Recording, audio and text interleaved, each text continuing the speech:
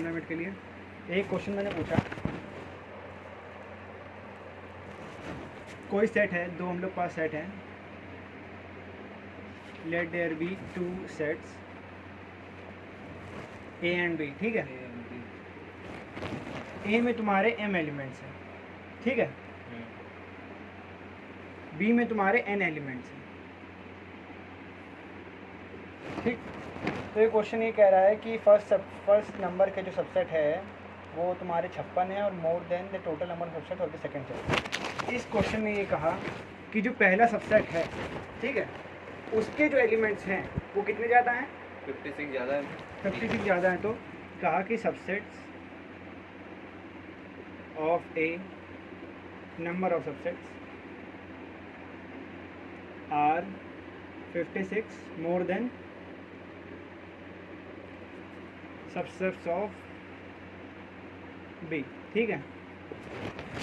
तो सबसे पहले हमें लिखना है कि नंबर ऑफ सबसेट्स कितने होंगे ए के, अगर उसमें m एलिमेंट है, कितने होंगे बताओ?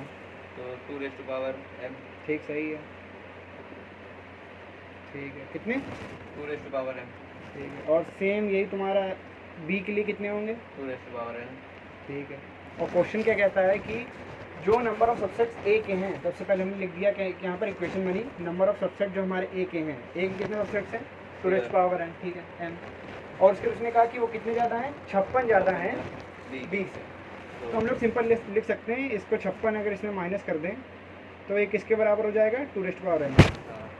और भी बहुत तरीके हैं, तुम ये लिख सकते हो 2 raise to power m minus 2 raise to power n equal 56, ठीक है, दोनों सही हैं, बिल्कुल भी तरीके हैं अपने अपने।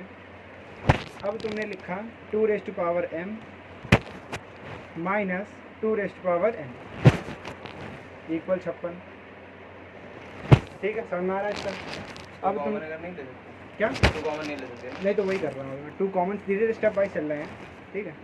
अब 2 कॉमन ले लिया मैंने, 2n को कॉमन लेते हैं क्योंकि पीछे ज़्यादा आसानी रहेगी। 2n मैंने कॉमन ले लिया। अब इसको कैसे लिखेंगे, यहाँ पर ये वैल्यू कैसे लिखेंगे? मैंने 2n को कॉमन लिया है, ठीक है, इस पूरे सम से, तो ये वैल्यू कैसे लिखी जाएगी पूरी ब्रैकेट के बीच? 1 की पावर m अपॉन 2n। 1 की power m upon 2n। Upon 2n, हल्का गलत हो जाए कि 2m की power m upon 2n minus 1। मैंने पूरे से 2n को निकाला तो 2m में 2n डिवाइड हो गया।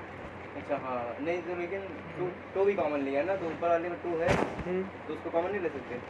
मैंने पीछे ले कॉमन ली, उसको कॉमन ले लो, कोई दिक्कत नहीं है, बात एक है, मैंने बस पिछले टर्म को कॉमन ले लिया, ठीक है। तो मैंने अगर इसको कॉमन लेता हूँ तो मैंने इस 2m से 2n को निकाल दिया बाहर, तो डिवाइड कर दिया। इतना समझ में आ रहा है डिवाइड क्यों करा? ये पता है ना, सिंपल, ये 90 का है, सिंपल तुम्हारा फैक्टर कैसे निकालते हैं, ठीक है। अब तुम्हारा जब तुम डिनोमिनेटर में कोई पावर होती है और सेम तुम्हारे बेस होते हैं तो m माइनस n बन जाता है, यही पता है कि नहीं? हाँ हाँ, ठीक है, 56 ये आ गया तुम्हारा।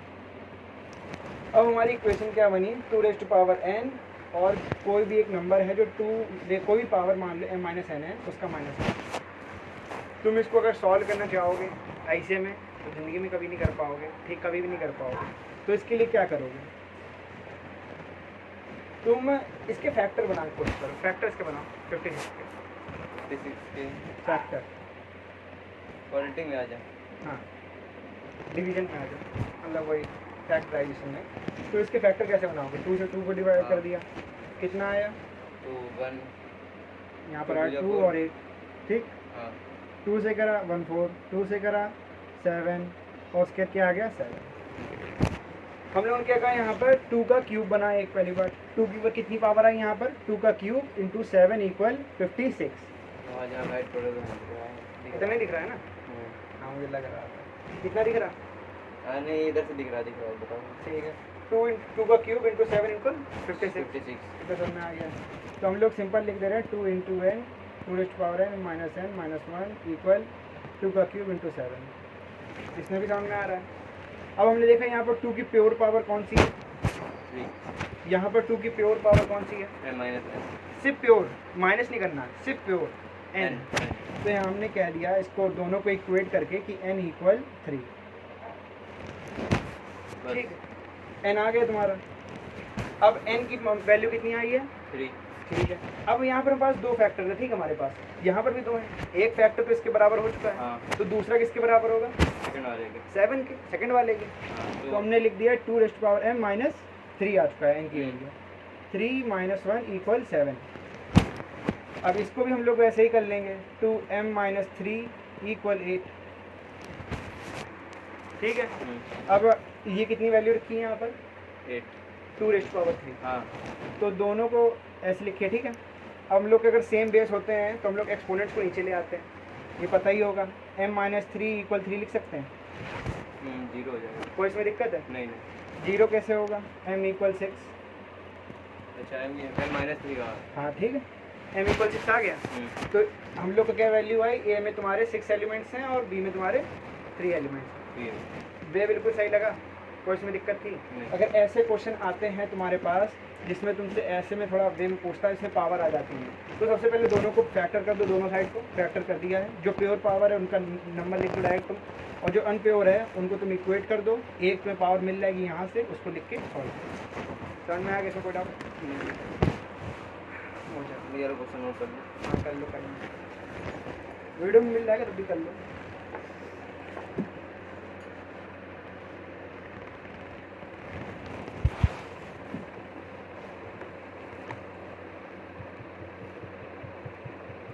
ये चैप्टर सैटरडे तक ओवर हो जाएगा ना? ये एक हफ्ते में आराम से हो जाएगा। एक हफ्ता भी ज़्यादा ही बता दी तुमने, थर्सडे तक में कर दो कल। फिर अगले हफ्ते तक जाएगी ना? कहाँ पर? नानी क्या? सही है। मेरे यार साल भर हो गए, हाँ। सोचा नहीं जाने के लिए, हाँ लेकिन फोन आ रहा रोज माता जी के, चलो मतलब चलो।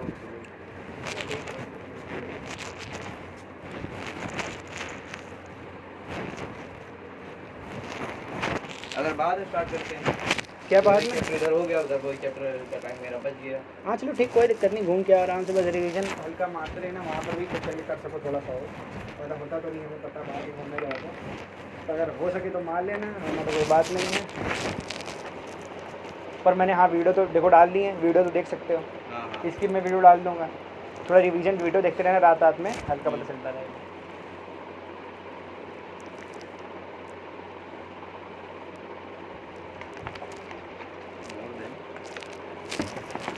It's more than the number of elements, number of subsets or B.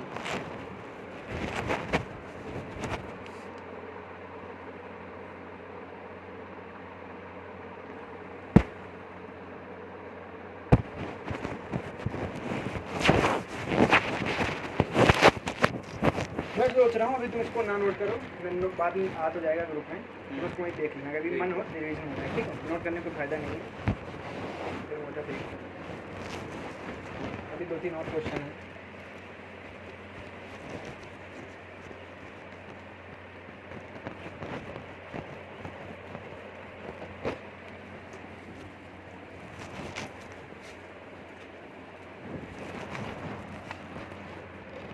एक क्वेश्चन तुम्हारा ऐसे ही आता है, मैंने एक सेट ले लिया तुम्हारा, तुम्हारे बहुत सारे सेट ले लिए, मान लेते हैं लेट सेट्स इक्वल, ठीक है, कोई भी एक मैंने सेट ले लिया, क्वोशिएंट 5 एम्प्टी सेट है, ठीक है। एक मैंने सेट ले लिया तुम्हारा, कोई भी 1 और 2 नंबर है इसमें, ठीक है, ये तुम्हारा वही वाला साइन है। और ये बी तुम्हारा मैंने एक सेट ले लिया, 1 2 3 A C कोई भी, ठीक है। अब मैंने कहा कि क्या अब तुम्हें क्वेश्चन आ सकता है कि बताने का कि इनमें कौन कौन सी सबसेट हैं, ठीक है। मैंने कह दिया कि एक ऐसे साइन दे दिया और इसमें तुम्हारा स्पेस दे दिया, ब्लैंक स्पेस, और ए लिख दिया, और फिर मैंने लिख दिया तुम्हारा ए साइन दे दिया, बी लिख दिया, और फिर मैं लिख दिया बी साइन दे दिया, टोशेंट लिख दिया, फिर मैंने टोशेंट लिख दिया और बी, और फिर बी लिख दिया, ठीक है। तो इसमें तुम्हें बताएगा कि इसमें सही प्रकार का साइन लगाओ जिस हिसाब से सबसेट्स हैं कि नहीं। इसमें तुम्हें ये वाला साइन लगाना है इनके बीच में, या तो ये वाला या तो ये वाला, समझ रहे? इतना समझ आया? अब इसमें साइन लगाओ कौन सा होगा? टोशेंट ए का होगा क्योंकि वो टोशेंट सबका होता है। ठीक है, टोशेंट से मतलब एम्प्टी सेट सबका होता है, ठीक लग गया। ए है जो बी का सबसेट है। क्यों है? क्योंकि जो इसमें 1 2 है, इसमें हाँ। 1 2 है, लेकिन हाँ ठीक है। हाँ बताओ, लेकिन उसमें ज़्यादा है तो इसलिए ये हाँ। सबसेट है, ठीक है। आगे बताओ, क्या ये सही है? बी वाला जो है वो टोशेंट 5 का, टोशेंट टोशेंट 5 सबका होता है, लेकिन बी से टोशेंट 5 का नहीं हो सकता ना। हाँ सही है, ठीक ठीक है, आगे और बताओ। टोशन फाइव होता है एक ही वैल्यू का टोशन 5 अजीब लगता है, ठीक है। अब एक क्वेश्चन इसी से आता है, तुम्हारा टोशन 5 से ही आता है, प्रूविंग का। प्रूव दैट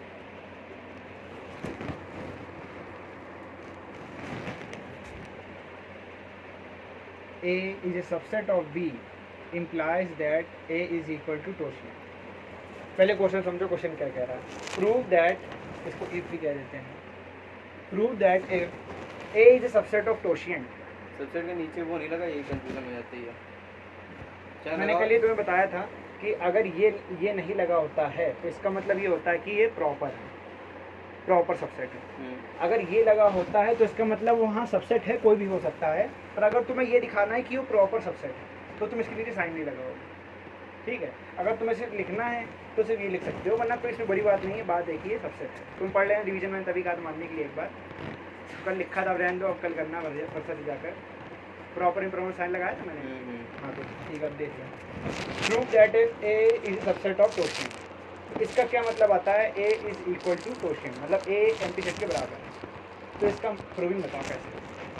वही वाली मैंने पूछा था कि जो क्वेश्चन फाइव वाला। हाँ, तो ये मैंने क्वेश्चन पूछा, इसकी मतलब बताओ पहले, इसका मतलब क्या बता रहा है ये बताओ पहले। क्वेश्चन करने से पहले समझना बताओ इसको। अगर जो ए है वो इसका टोशन फाइव का सबसेट है, ठीक है, तो इस प्रूव करना है कि ए जो है वो टोशन फाइव के इक्वल है।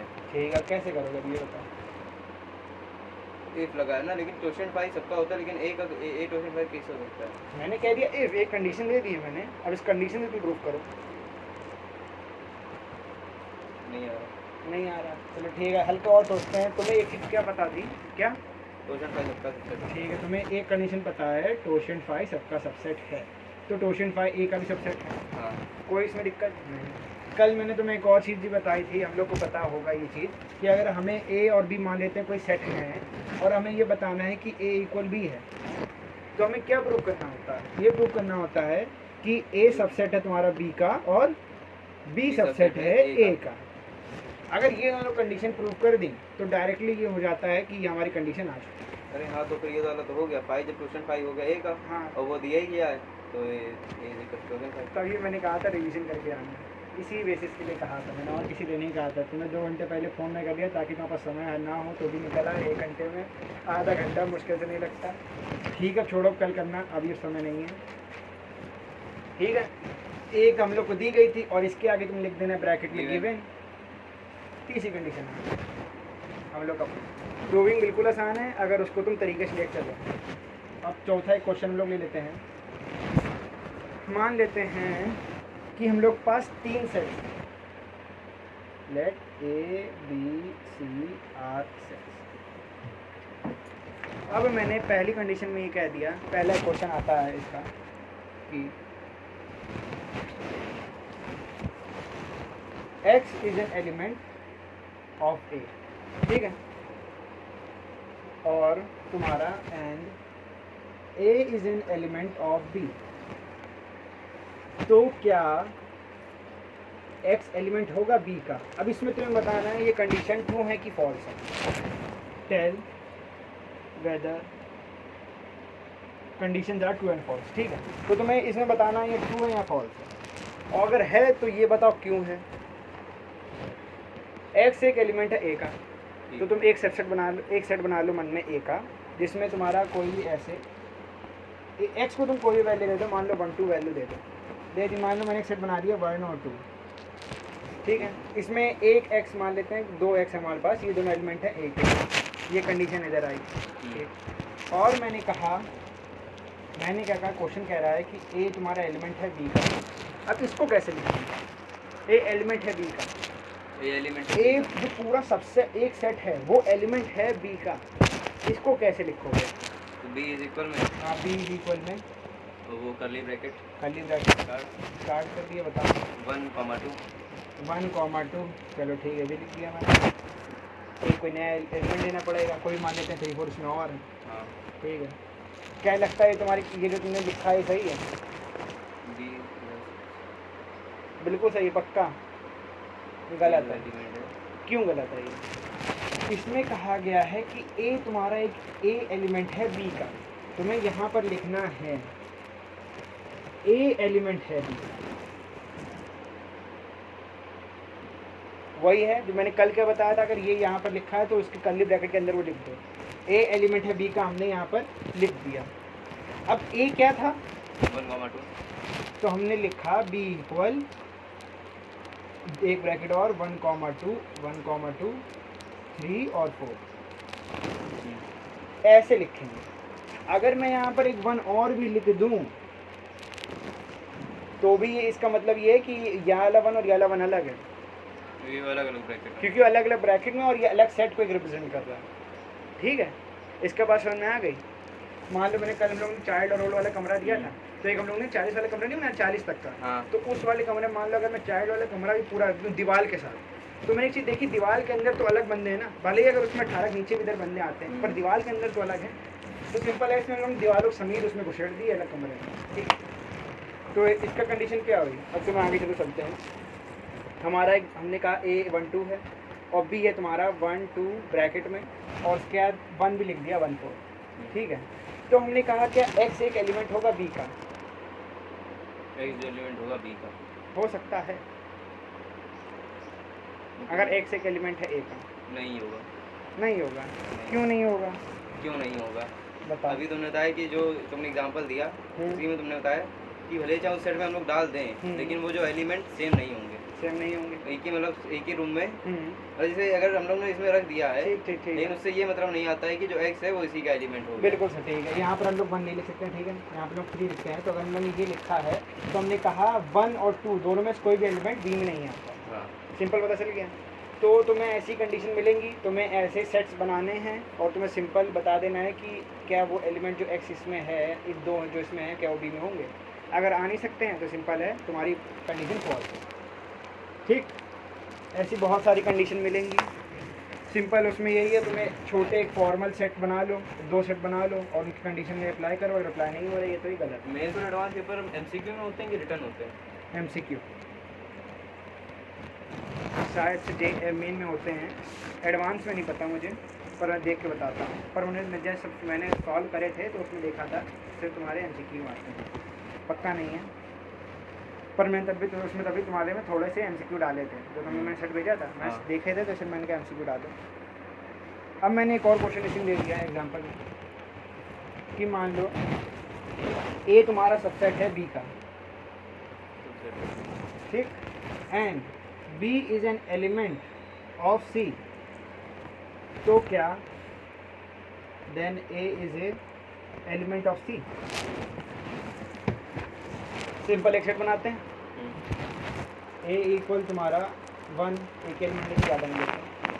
हमने कहा A is a subset of B, तो एक एलिमेंट जो है वो B में आएंगे। हाँ, इसमें पूरा A नहीं आएगा, इसमें 1,2 होगा। हाँ इसमें 1,2 है। ठीक है, सही जा रहे हैं, ठीक है। B is an element of C। अब C एक सेट बनाएंगे जिसमें एक B जिसे अभी तक पहले आया था वो इसी वाले फॉर्म में आ जाएंगे। हाँ, ऐसे ब्रैकेट के साथ B को इसमें हाँ। रख देंगे, ठीक है। तो C इक्वल क्या, 2 कर्ली ब्रैकेट खोल दिए 1 और 2, और एक नया एलिमेंट दे दिया C में 4 3, ठीक है। अब हमने दोनों कंडीशन के साथ सेट बना दिए हैं। अब हमें अपनी देन वाली कंडीशन अप्लाई करनी है। नहीं होगा, क्यों नहीं होगा, क्योंकि फिर से वही डबल कर्ली ब्रैकेट के अंदर है। इसमें भले ही तुम्हारा 1 आता है, पर वो कौन सा 1 आ रहा है, इसमें 1 कभी आ ही नहीं रहा है, इसमें ये वाला नंबर आ रहा है, ठीक है। इसमें कभी ये आया ही नहीं। अगर ये 1 इसमें आता ऐसे लिखकर तो हो सकता था एक बार, पर ऐसा आ नहीं सकता। तो सिंपली इसका समझ में आ गया तुम्हें। तो ये कंडीशन क्या रहेगी कि A मतलब ये A इज नॉट एलिमेंट, हाँ। वो वाला साइन लगा के फॉल्स हो जाएगा। सिंपल यहाँ फॉल्स, ठीक।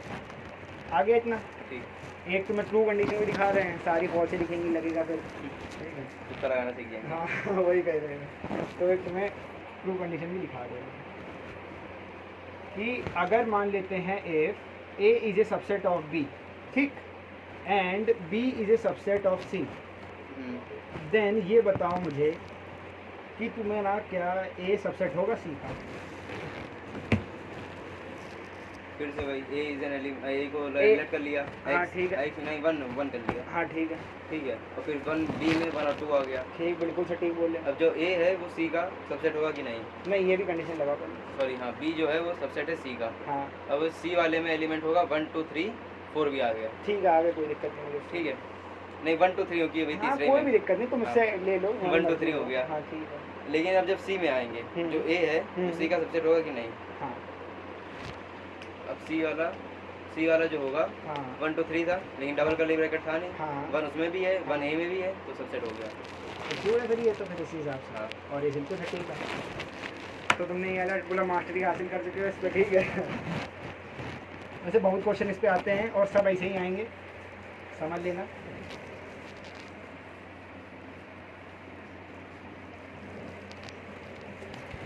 एक दो क्वेश्चन और भी देखे थे ऐसे ही, पर अब तुम उसकी मास्टरी हासिल कर चुके हो, तो मुझे लगता है कि उनको कहने की कोई ज़रूरत नहीं है तो बताइए ऐसे अंदर।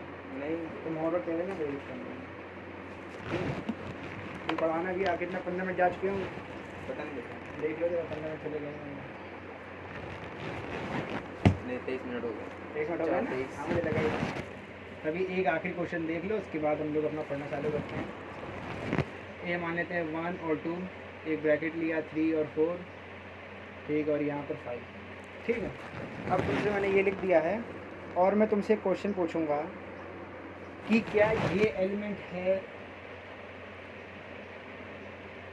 तुम्हारा ए का, या फिर ये वाला सही है। मैंने दो तुम्हें लाइन दे दी और दोनों में तुमसे कहा कि बताओ कौन सा सही है।